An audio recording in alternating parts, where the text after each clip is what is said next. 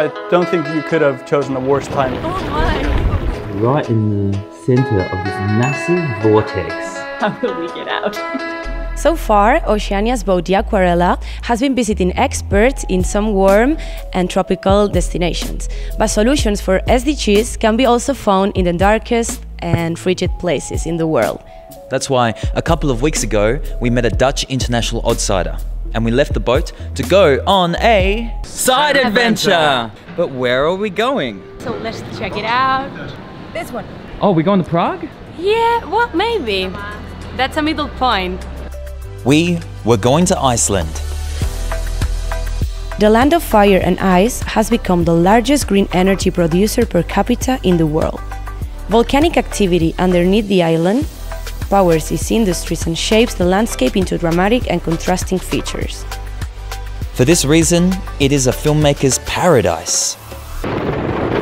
But we didn't get to film any of this. Special thanks to our friends at Hansa Green Tours for providing us this footage, because we learnt the hard way that living in Iceland can be unforgiving.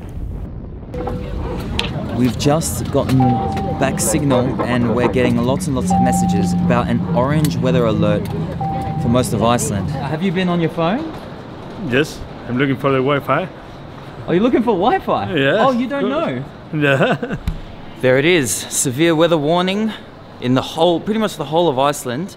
It's the very first time that some people have seen a red weather warning in the north of Iceland. I know. No. Oh, why? Next leg to Iceland. Maybe there's a monster of a blizzard. Maybe it'll be clear skies. Who knows?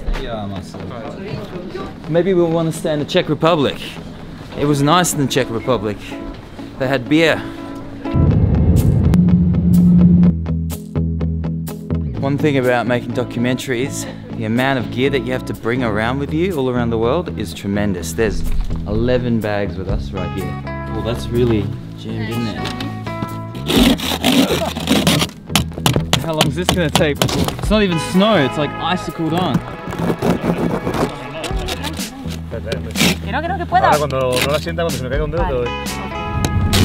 I feel really bad because we shoved Sergi in the back with all the camera gear. It's so comfortable. There's no space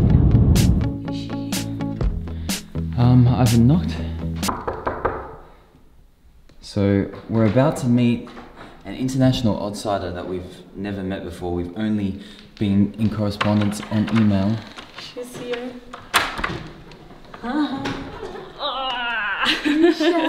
Hello, Michelle. Hi, I'm Michelle. I'm an international outsider. Welcome. This is our cameraman Sergio, and this is all our stuff. Oh my god, did you guys have to... Yeah, it's a lot of stuff. Good night. Good night. Rise and shine. Believe it or not, it's about 9:30 in the morning and outside it is pitch black. Really sucks for us because that means only 4 hours of shootable light. But here we are, Michelle and Marta, preparing questions for our upcoming interview with Odor, the meteorologist specialist? Specialist of meteorology. Glacialist. Glacialist? Glacialist. Yeah. They say something like that on the internet. I'm a geologist and a glaciologist. Do you know it exists? I was telling them like this word exists. Like someone expert on glaciers is glaciologist. Yes, Yeah. right, you So are. you know a lot about geothermal as well? Yes. Probably. And volcanism and things like that. Why is there so much volcanic activity over here? It is, this is a part of the ocean floor. Below Iceland, in the middle, we have a mantle plume which lifts the country up by 2 more kilometers. So this part of the seafloor is protruding from the surface of the ocean, and it's the largest ocean island in the world. We're actually in the dining room of our hotel. We can't go anywhere outside to do our interview, so we've set up a little interview shot here. How was your first interview? We've just finished. How was it? I should ask you. This is not my first interview, but... No, but we interviewed you. How did we yes. do? Well, very nice. I like to tell about my subject. So we just had an interview with Odur Sigurdsson, and now we're going to the meteorological office because we have like really bad weather prediction. We're in Reykjavik, so in this little point. The more pink and purple, the worse it gets. It looks like we're just right in the center of this massive vortex. How will we get out? Do you like living in Iceland? Well, there's a lot of climate challenges and challenges in nature, but we easily cope with those.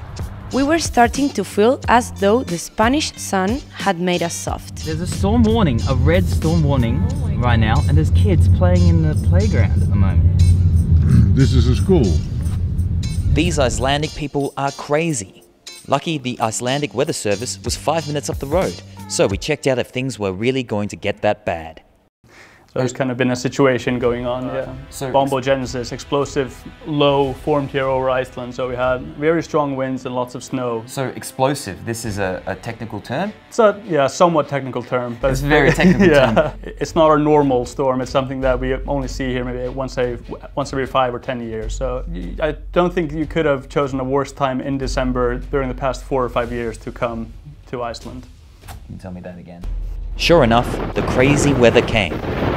The winds reached 240 kilometers per hour. 20,000 people went without power, and it was described as a once-in-a-10-year storm.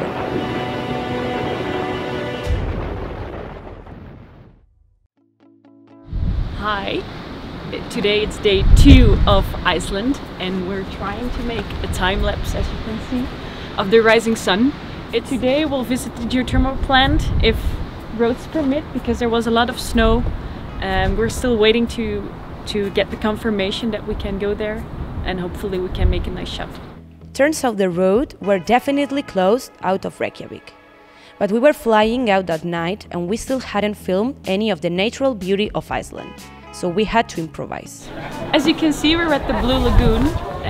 Behind there is the power plant, the thermal power plant we just visited, which is producing sustainable heating for this spa here.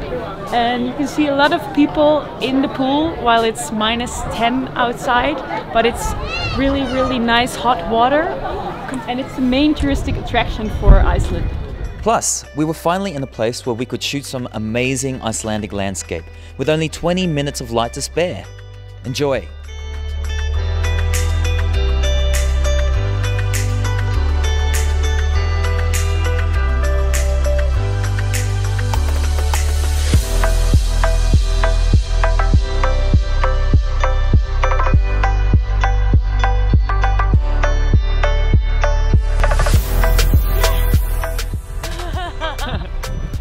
This is what we wanted to be shooting this whole time, right? Is the cameraman happy? Yeah, so happy. It is.